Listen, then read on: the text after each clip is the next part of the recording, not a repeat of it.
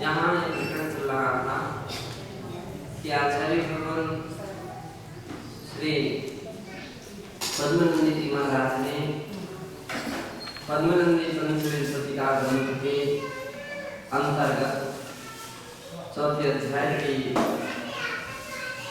64 और 65वीं गाथा में जहाँ शुद्धोपयोग के पर्यायवाची नाम गिनाए थे वे ही आचार्य श्री सुरचंद्र महाराज ने भी उसी शुद्धोपयोग के फल का भी विशेष रूप से वर्णन किया था।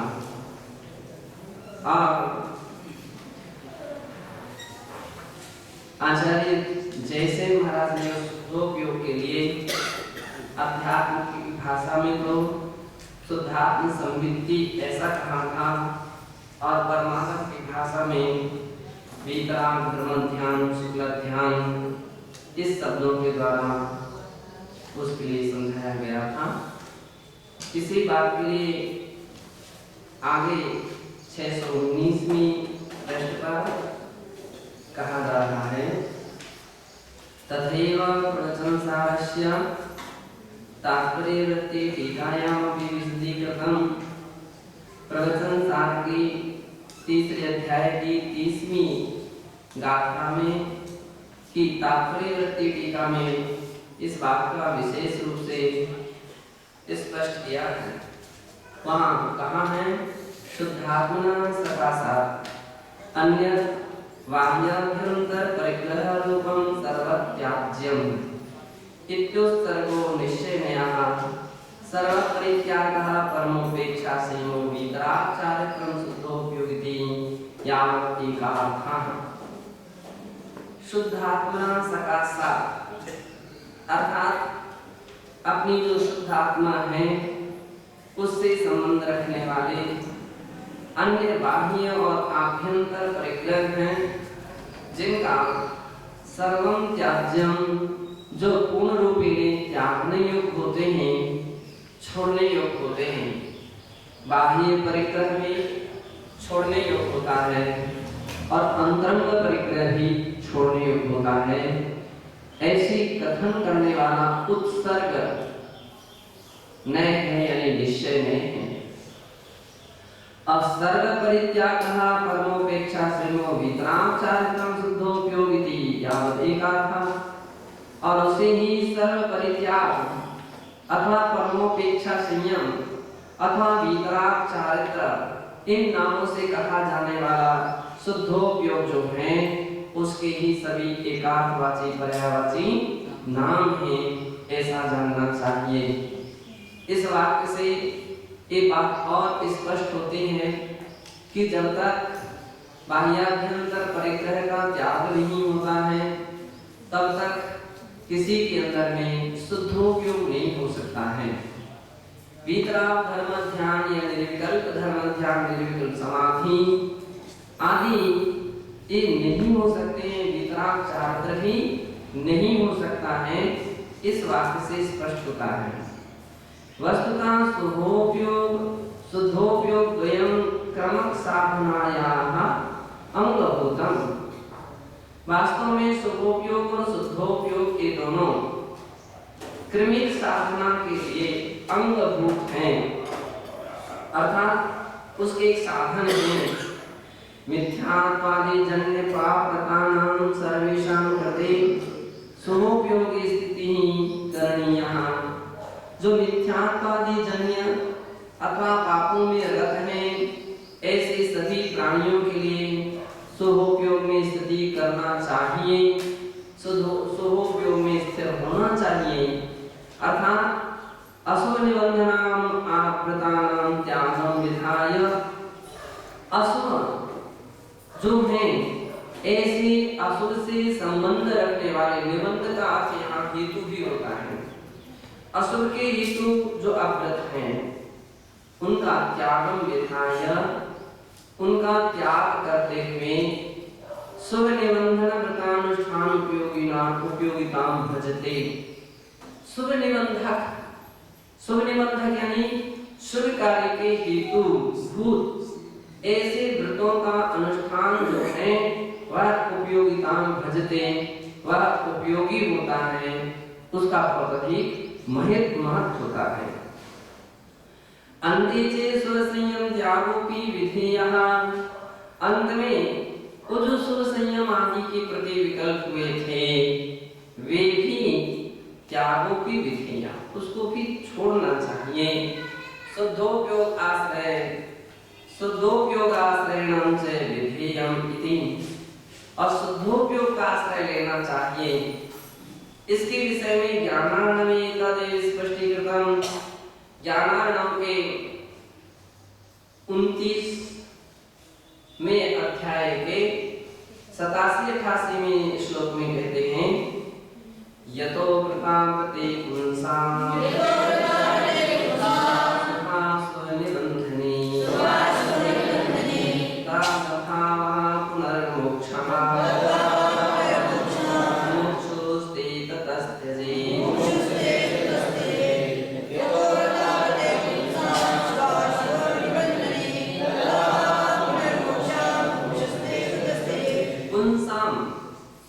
पुंसां यानी पुरुष, और कौन सा पुरुष? जो मोक्ष मार्ग में लगा है उसके लिए व्रतामति स्वभासुरी निबंधने, स्व और असुर के निबंधक अर्थात स्व असुर के हेतु जो व्रत और अव्रत हैं। व्रत सुर के हेतु माने जाते हैं और अव्रत असुर के हेतु माने जाते हैं। उनके लिए क्या करना चाहिए? तद अभावः पुनर्मोक्षः, इनके सभी के सभी निबंधक यानी हेतुओं का अभाव होने पर ही प्राणी के लिए मोक्ष हो सकता है। इनके स्वभाव में कभी भी किसी को मोक्ष नहीं होता है। इसलिए अतः मुमुक्षुस्ति त्यजेत, मुमुक्षुओं को चाहिए कि उनका भी त्याग करे, उनको भी छोड़े। अब इसकी विधि क्या है उसको छोड़ने की, तो उसके आगे कहा जाएगा कि कैसे छोड़ना चाहिए। प्राग संयम उत्सृज्य संयमीकारतो भवेत्, ततोपि विरमेत् प्राप्य सम्यक् ज्ञात्मन्यवस्थितम्।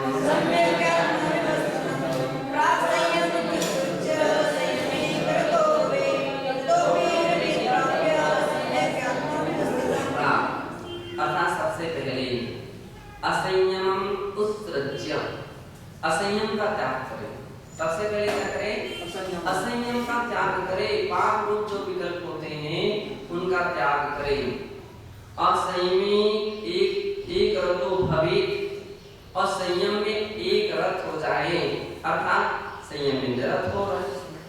ततोपि विरमेत् प्राप्य सम्यक् आत्मावस्थितम्, और उसके उपरांत सम्यक आत्मा की अवस्थिति पाने के बाद उसको भी उससे भी विरमेत अर्थात व्रत हो जाए।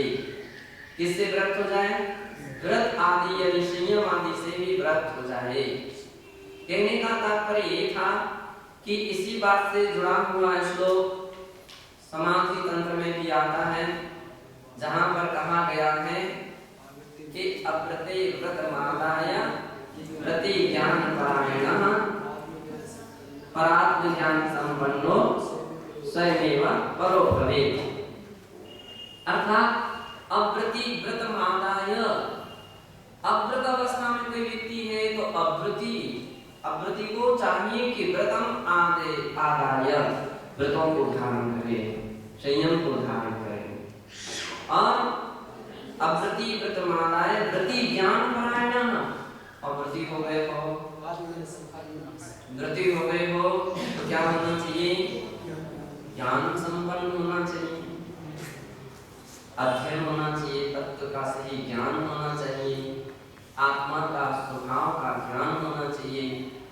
परात्म ज्ञान संपन्नो, इसका ज्ञान पर और आत्मा का ज्ञान होना चाहिए। इतना अभ्यास करते रहना चाहिए। और जिसके लिए पर और आत्मा का ज्ञान संपन्न यानी ज्ञान हो चुका है, परात्म ज्ञान संपन्नो स्वयमेव परो भवेत्, ऐसी अवस्था जिनकी बन गई है उसके लिए तो स्वयं व्रत छोड़ने नहीं पड़ते, व्रत छूट जाते। छूटना और छोड़ना दोनों में बहुत अंतर है। छूट जाना एक अलग बात है और छोड़ देना एक अलग बात है। जो छोड़ता है बुद्धिपूर्वक छोड़ रहा है, और बुद्धिपूर्वक छोड़ोगे तो नियम से अव्रत में आ जाओगे। ये तो अबुद्धि दशा पर जब जैसे व्यक्ति पहुंच जाता है, शुद्धोपयोग की दशा में पहुंच जाता है, तो अपने आप व्रत छूट जाते हैं। कभी भी सीढ़ी चढ़ते समय पहले की सीढ़ी छोड़ी नहीं जाती है, अभी तो क्या हो जाती है, छूट जाती है। आगे की ओर पैर रखो, बस पैर आगे के लिए रखते चलो तो पीछे से पैर उठते उठते चले जाएंगे। कदम आगे के लिए रखो तो पीछे के कदम उठते उठते चले जाएंगे। जो व्यक्ति आगे की कदम नहीं रखता है और पीछे का उठाने का प्रयास करेगा तो क्या होगा, गिर जाएगा। पहले पैर संभाला नहीं, रखा नहीं अगली सीढ़ी पर और पीछे का पैर लिया, दांत टूट जाएंगे। तो बतला रहे हैं कि नहीं, पहले आगे पैर जमाओ। कौन से आगे कहाँ पर जमाना है, शुद्धोपयोग में स्थिर होना चाहिए। शुद्धोपयोग में अपना स्थिरता आना चाहिए। जिनकी शुद्धोपयोग में स्थिरता आ जाती है तो फिर ऐसे व्यक्तियों के लिए फिर व्रत स्वयं ही उसके विकल्प संकल्प विकल्प अपने आप छूट जाते हैं। तो कह रहे हैं स्वयमेव परो भवे, स्वयमेव स्वयं ही ऊपर हो जाते हैं, छूट जाते हैं। यही यहाँ पर कहा कि जैसे ही व्यक्ति की आत्मा में अवस्थिति हो जाती है तो सहज ही व्यक्ति व्रतों से विरमित हो जाता, व्रत हो जाता है। एवं संवर हेतु ज्ञानेन संभो पाये प्रवृत्ति सुकृति कार्तिकीयान प्रेक्षा ग्रंथे परामृष्टम। इस प्रकार से संवर हेतु का ज्ञान हो जाने पर संवरोपाये प्रवृत्ति, संवर के जो उपाय हैं उन उपायों में प्रवृत्ति होने लगती है। जैसे जैसे साधकों के लिए संवर का ज्ञान होता है, इन इन कारणों से संवर होता है। किन किन कारणों से संवर होता है?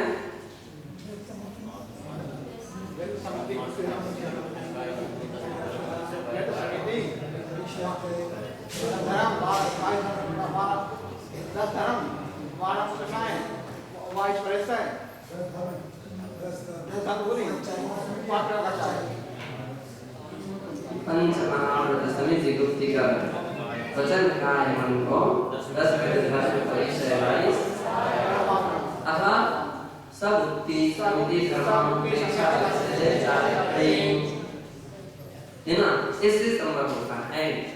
ऐसे जैसे व्यक्तियों के ज्ञान हुआ है, उस ज्ञान हो जाने के उपरांत आचार्य महाराज कह रहे हैं संवर हेतु ज्ञान, संवर हेतु रूप जो ज्ञान है उसके बुलाने पर संवरोपाय प्रवृत्ति, जैसे संवर के उपायों का ज्ञान होता है तो वो साधक संवर के पथ पर चलना प्रारंभ कर देता है।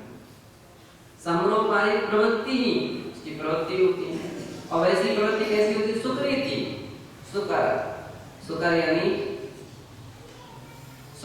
सरल, सरल हो जाती है। कैसे कब हो जाती है सरल? ज्ञान हो गया तो उसका पालन करना सरल है। अब जिसको ज्ञान ही नहीं है वो कैसे पालन कर सकता है? तो जिसको संवर का ज्ञान हो गया है ऐसे व्यक्तियों के लिए उस संवर के उपाय प्रवृत्ति करना सुकर हो जाती है। ऐसा कि कार्तिक अनुप्रेक्षा ग्रंथे परामृष्टम, कार्तिक की अनुप्रेक्षा ग्रंथ की 100 और 101 गाथा में इस विषय में विशेष रूप से परामृष्ट दिया गया है, अर्थात उसके विषय में स्पष्टीकरण किया गया है। वह इस प्रकार से एते संवर्धेनु वियारमाणो विदुनायरई सो भूमि जनं कालं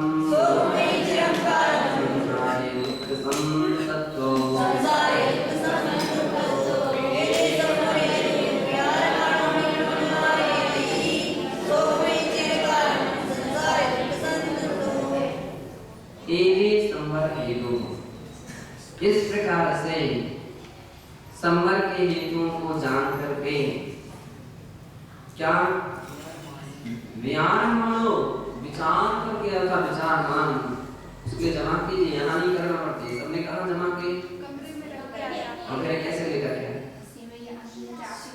चलो। तो इस प्रकार से संवर के हेतुओं को विचार करके जो आयरणी अर्थात आचरण नहीं करता है सो मई चरम कालम संसारे दुख संतप्तो, वह संसार में दुख संतप्तो दुखों से संतप्त होता हुआ चिरम कालम भ्रमई चिर काल तक भ्रमण करता रहता है। जानने का अर्थ है उसका यथा संभव यथा शक्ति पालन करना चाहिए। तो बहुत सारे लोग ऐसे संसार में रहते, जानते बहुत कुछ अध्ययन है, समझते हैं, पढ़ते हैं, सब कुछ करते हैं, लेकिन उस रूप उसका पालन 1% भी नहीं कर पाते हैं। तो अब उसको जानने से क्या फायदा रहा, पढ़ने से क्या फायदा रहा? कुछ ना कुछ तो परिवर्तन आना चाहिए, कुछ ना कुछ बदलाव आना चाहिए, तो जानना सार्थक हो जाता है। ऐसा यहाँ कहा जो गुण विषय विरक्तो अपरणं संवदो विसंवरई मनरविषयिन्दो तस्य गुणं संवरोधि।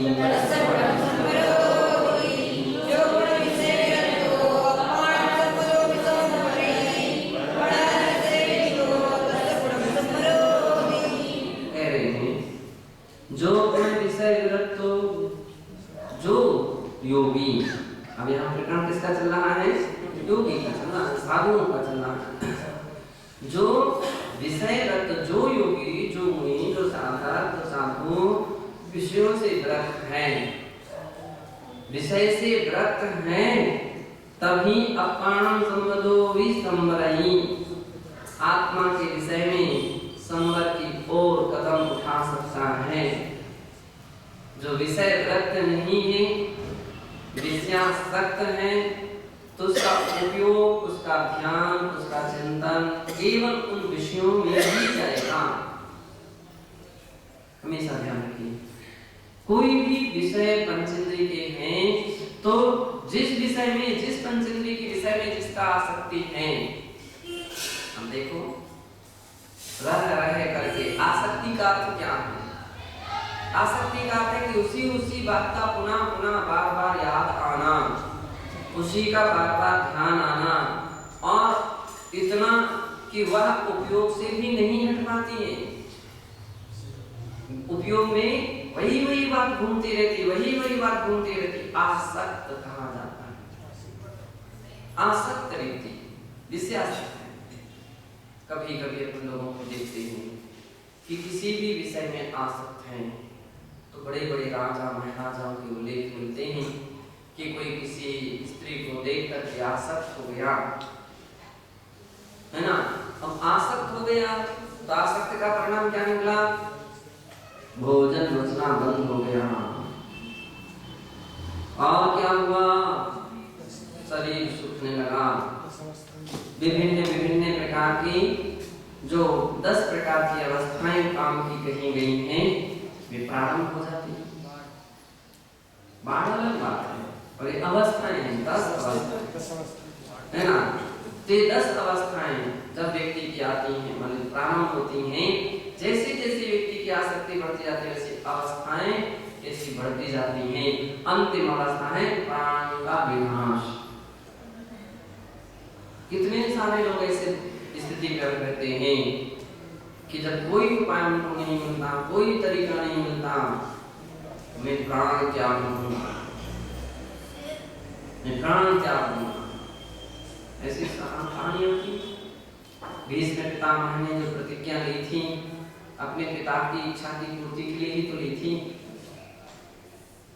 अपने यहाँ भी उल्लेख मिलता है राजा श्रेणी के लिए कौन चेलना को के विषय में अभय को मारने उपक्रम किया था, है ना। अन्यथा उन्होंने सब प्राण त्याग दिया। राजा मधु के विषय में उल्लेख आता है।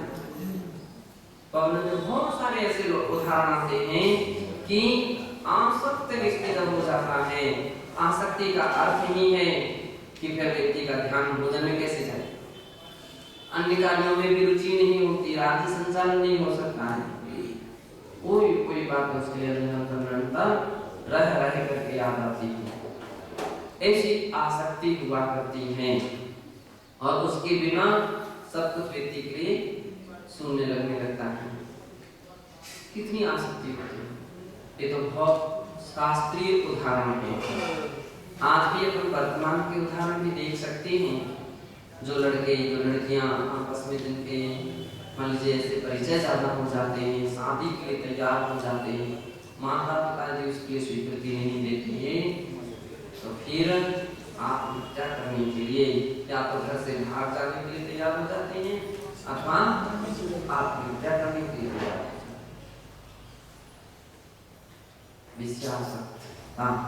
विषयासक्त चित्तानां गुणा कोवा न नाश्यति न वैदुष्यम न मानुष्यम न अभिजातम न सत्यभान। छत्र चूड़ामणि के अंदर में बात कही गई कि जिसका चित्त विषयों में आसक्त हो जाता है फिर उसके लिए कुछ भी समझ में नहीं आता, ना मनुष्यता न सत्यता न गुणों की विशेषताएं कुछ भी समझ में नहीं आती। वो तो फिर जैसा भी उसको मन में आता है, जैसा करना है वैसा का वैसा ही करने के लिए उतारू हो जाता है।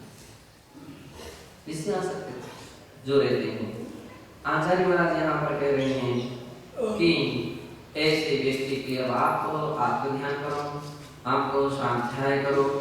कैसे हो? स्वाध्याय में मन ही नहीं लग सकता है, आत्मध्यान में उपयोग ही नहीं जा सकता है, तो विषयासक्ति त्यागना चाहिए। आम जगत में विषयासक्ति को एक ही अर्थ में लिया जाता है, केवल काम वासनाओं को, लेकिन दूसरी दृष्टि से जब हम देखते हैं तो पांच इंद्रिय की सभी इंद्रियों के भी तो विषय हैं। ऐसा तो नहीं कि वो विषय नहीं कहलाते हो, वे भी विषय हैं। किसी के लिए खाने का विषय है, खाने की रसनांद्रिय का विषय है, किसी को चक्षु इंद्रिय का विषय है, किसी को घ्राण इंद्रिय का विषय है, किसी को कर्म इंद्रिय के विषय में आ सकते हैं। आम जगत अपन लोग तो रोज इस प्रकार के उदाहरण देते हैं। पांच इंद्रियों के विषयों में आसक्त व्यक्तियों के स्पर्शन इंद्रिय में कौन प्रसिद्ध हुआ? हाथी। रसनांद्रिय में मछली, घ्राण इंद्रिय में चक्षु इंद्रिय में, कर्ण इंद्रिय में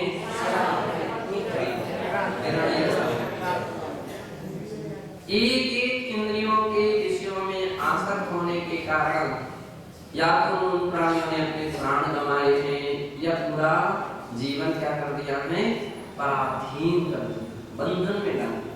हाथी एक बार का दंड इतना बड़ा मिला तो जिंदगी भर तक पूरा नहीं कर पाता, जिंदगी भर तक बंधन है ना। बतलाते अपने हाथ में कहा एक विषय का इतना बड़ा परिणाम तुलसीदास जी ने कहा है ना कि अलीम गज है ना, तो जाके हृदय जाके पीछे पांच हैं ताकि जाने राम ऐसे कुछ श्लोक है। अली मतंग गजमीन मृग, अली मतंग गजमीन मृग, इनके एक ही आंच तुलसी जाके पांच हैं ताकि जाने हमेशा कुछ है ना। तो एक इंद्रियों के विषयों में आसक्त हुए प्राणियों की हालत है, फिर तो मनुष्य पंचेंद्रियों के विषयों का आसक्त आज प्रतिदिन प्रति क्षण नए आविष्कार हो रहे, प्रत्येक इंद्रियों के विषयों के आविष्कार हो रहे, कितने हो रहे उसके लिए गिन भी नहीं सकता है।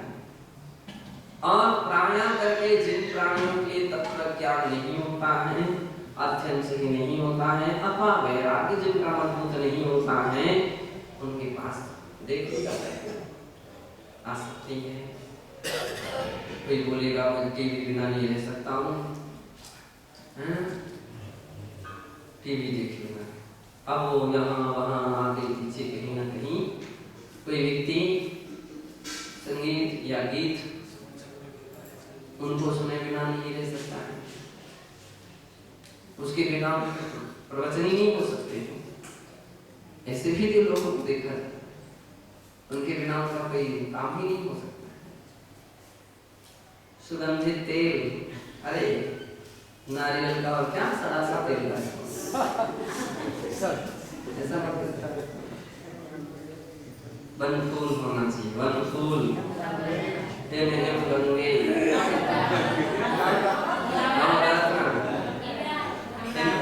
हिमराज। तो बिना उसके तब अब समझ में आया क्या ये आसक्ति इंद्रिय का विषय है, इंद्रिय का विषय है, इंद्रिय का विषय बना। तो कभी रसनांद्रिय का विषय, रसनांद्रिय का विषय बना है, बिना आइसक्रीम के भोजन नहीं हो सकता। क्या ठंडा ठंडा सा भोजन रख दिया पशुओं जैसा, ऐसी विद्या शुद्ध है, मर्यादित है, पशुओं की तरह है। ऐसा लोग बोलेंगे पशुओं की तरह भोजन करते, मतलब फिर क्या चाहिए? ताजी ताजी गरम गरम रोज चाहिए। आगम एक किनारे रख दिया गया, जिसमें आधा कर्म दोष लग रहा है। आधा कर्म दोष सभी दोषों में बड़ा दोष माना जाता है। यूं कहा जाता मूलाचार में कि 46 दोष 45 दोष को एक तरफ रखो दरवाजों के पकड़े पर, और एक दोष को एक साइड में रख दो कि सबसे बड़ा दोष महादोष कहा जाता आधा कर्म, जिसमें 6 निकाय जीवों की विराधना होती है। और स्पष्ट है तो आपके लिए ही बनाया जा रहा है। आप चौके में पहुंचते हो, शुरू हो जाए, आपके लिए ही बनाया जा रहा है। फल फ्रूट तैयार होने लगते हैं, कुछ कुछ देने कई बार गड़बड़ करती है, ये आया कहाँ से, इतनी जल्दी कैसे आया? सेव वगैरह आगे मनसुद्धि वचन शुद्धि या तुम्हारी सामग्री तो अपने पास रखो, हम तुम्हारी सामग्री के भूखे नहीं हैं। बिना सेव फल के भी हमारा आप हो सकता है, उसके बिना भी हो सकता है, लगे रहो खाते रहना। कितने लोग तात्कालिक जूस निकाल पहले से निकाल करके रखेंगे तो खराब हो जाएगा, वो हेतु देते उसमें तर्क देते हैं, पहले से निकाल करके रखेंगे तो अब इसलिए तो तत्काल सामग्री निकालनी पड़ता है। हमारे लिए जूस की क्या हो सकता है, बिना जूस के क्या हमारा काम नहीं चलता। घर में थे क्या तो रोज रोज जूस पीते थे मतलब घर में रोज रोज जूस पीते हैं क्या? कभी कदार लेते थे, बिना उसके भी अपना समय निकलता था, गुजरता था। तो फिर रखो अपना जूस, खराब हो जाता तो मुझे नहीं चाहिए। बिना जूस के भी अपन लोग रह सकते हैं, बिना गर्मा गर्म के भी रह सकते हैं। शरीर के लिए जैसा ढालो वैसा ढल सकता है, जैसा ढाले वैसा ढल सकता है। और जैसे जितनी शीतलता चाहे उतनी शीतलता कर, तो शरीर इतना आदी हो जाता है, इसके बिना रह ही नहीं सकता है। तो बिना मिर्ची का भोजन नहीं चलता, बिना छोंक का, बिना क्या क्या समस्या है, बहुत सारी समस्या रहती है, नहीं चलता है ना। अब उस सामग्री को मत लो ना, क्या हो सकता है? जिस सामग्री के बिना आपका नहीं चलता सामग्री को मत लो, जो चलती है उसको ले लो, फुर्सत। तो इंद्रिय चाहिए, स्पर्शन इंद्रिय, विजय, कूलर, एसी, पंखा, अब इसके बिना नहीं चलता। क्यों नहीं चल सकता? धीरे धीरे अपन को प्रयास करना चाहिए, आनंद डालना चाहिए। ज्यादा परेशानी है, ज्यादा तकलीफ है, अपन लोग ऐसे स्थान पर बैठो कि जहां आराम से मिलती रहे। तो अपने लिए क्योंकि महाव्रती अपन सब क्या है, महाव्रती, अपने लिए संयम की मर्यादा तो रखना पड़ेगा, ध्यान रखना पड़ेगा कि इन सब के साथ साथ कितनी विराधना हो रही है। अगर कदाचित पंखा बंद भी कर देंगे तो भी वो कुछ ऐसे राउंड लगाता रहेगा कि किसी को बचाना चाहे तो नहीं बचा सकते। कोई जीव वगैरह के लिए अपन देख रहे हैं कि कबूतर उड़ करके क्या बिल्कुल टकराने वाला है और तो पंखा भी बंद कर दो, तो भी जब तक बंद करोगे तब तक तो टकरा ही जाएगा, प्रार्थना हो ही जाएगी। तो इसलिए आचार्य महाराज कह रहे हैं विषयों को छोड़ना तो चाहिए और जितना संभव हो सके अपन पूरा पूरा प्रयास करना चाहिए। तो यहाँ पर कह रहे हैं जो पुण्य विषय विरक्तो, जैसे व्यक्तियों को विषयों से विरक्ति भाव उत्पन्न होता है, वह अपाणम संबंधो विसंवरई। अब वो कैसे संभव हो सकता है? तो कह रहे हैं अपाणम, आत्मा को जो सभी तरह से समृद्ध करता है, यही तो संवर है। इच्छा का बहुत हो रही है, इंद्रियां बहुत कुछ चाह रही हैं, लेकिन उस पर अपन ब्रेक लगाए हुए नहीं, ये कुछ नहीं होगा। और सबसे बड़ा अधिक चिंता में अपन क्या करते हैं कि हे आत्मन, तुम पराधीनता में कितना सहन करते हो? लाइट चली जाए, फिर लाइट ना हो, किसी ऐसे स्थान पर पहुंच गए, सहन करते हो कि नहीं करते हो? जब हम पराधीनता में सहन कर लेते हैं, परावस्था में सहन कर लेते हैं, तो स्वाधीनता में, स्ववश में सहन करने में क्या परेशानी है? उसको भी करना चाहिए, तब कहीं संभव होता है। मनहर विषयहीनतो तस्फुटम समरोधि। मनहर विषय तो मनहर ही होती है, विषय है ना, मनहर, मनोहर, मनोहर। आप कभी आपके बात के समझ में आते हो, मनहर झांकी, ऐसी शायद मनहर चित्र, मनहर झांकी, मनहर, और उसके लिए संस्कृत में मनोहर, मन को हरण करने वाले होते हैं जिसे उसी में मन जाए, इसका नाम मन का हरण हो रहा है। तो दो तरीके हैं, या तो विषयों की ओर मन जाएगा अथवा आत्मा की ओर चला जाए। आत्मा की ओर चला जाए तो फिर वहां से मन का हरण हो गया। आत्मा ध्यान ने मनोहर, आत्मा ध्यान ने मन को हरण कर लिया। जिसके लिए आत्मा ध्यान, धर्म ध्यान मनोहर होता है, उसके लिए पंचेंद्रिय ध्यान, पंचेंद्रिय की उसमें उपयोग नहीं होती, और जिसके पंचेंद्रिय की उपलब्धि महत्व हो जाता है, उसके लिए आत्मा ध्यान, धर्म ध्यान, उससे मन का हरण हो जाता है। इसलिए यहाँ कह रहे हैं कि पांच इंद्रिय के विषय मन हर है, दिखने में बहुत अच्छे दिखते हैं, लेकिन उस मनोहर पंच इंद्रियों के विषयों से ही जो साधक अपने हटा करके उपयोग को आत्मा में लगाता है, तस्फुटम समरोधि, उसको ही शीघ्र ही संवर होता है। एवं शुद्ध ज्ञान दर्शनोपयोगी आत्मन, इस प्रकार से है शुद्ध ज्ञान दर्शनोपयोगी आत्मन संवर हेतु सम्यक्तया विज्ञाय, संवर के हेतुओं को अच्छी तरह से जान करके शुद्धात्मनि एव रतिं कुरु, अपनी शुद्धात्मा में ही रति करो। या साक्षात मोक्ष साधिकेति गाथायास तात्पर्यम्, ये ही साक्षात मोक्ष के साधन है, ऐसा इस गाथा का तात्पर्य है कि मोक्ष के संवर और निर्जरा दो हेतु माने गए। संसार के दो हेतु माने गए, कौन कौन से? आश्रम बंध, ये संसार के हेतु हैं, और मोक्ष के हेतु कौन कौन से?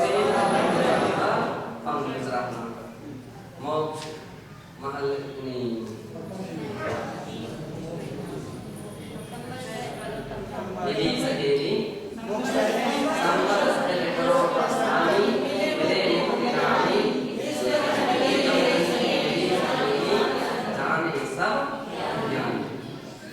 ज्ञानी इस बात के लिए जानते हैं कि मोक्ष की सही सहेली है वह क्या है, संवर है। इसलिए संवर सहित तप करना चाहिए। निरंतर संवर के पद पर अपन को यथाशक्ति बढ़ते रहना चाहिए। एक दूसरे के लिए परस्पर में सहयोगी बनना चाहिए। प्रेम से, वास्तव से एक दूसरे के लिए अपन लोग कैसे उसको रास्ते पर ला सकते हैं। चर्चा करना अलग बात है, चर्चा करना बहुत सहज होती है, किसी की बुराई करना बहुत सहज होती है, लेकिन उसको रास्ते पर लाना बहुत कठिन होता है। हम चर्चा कम करें, बुराइयां कम करें, लेकिन कुछ ना कुछ ऐसा प्रयास करें कि शनि शनि हम उसको उस सही रास्ते पर ला सकें।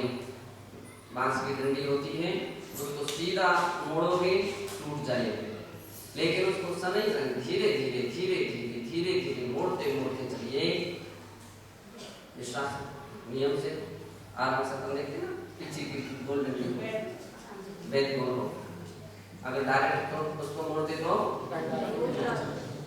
तो कभी ऐसे प्रयास करना चाहिए। प्रेम से समझाएं, वात्सल्य से समझाएं, स्नेह से समझाएं, धैर्य भी रखें। अरे आज नहीं कल सफलता मिलेगी, कल नहीं तो परसों भी सफलता मिल सकती है। ऐसा कुछ यदि अपन ने प्रयास किया तो सच्चा वात्सल्य धर्म होगा, स्तुतिकरण अंग कहलाएगा, उपमान अंग कहलाएगा, आदि आदि धर्म के सच्चे वह पद्धतियां हो सकेंगी और अपन सभी का कल्याण हो सकेगा। तो इसलिए ऐसा कार्य करना चाहिए।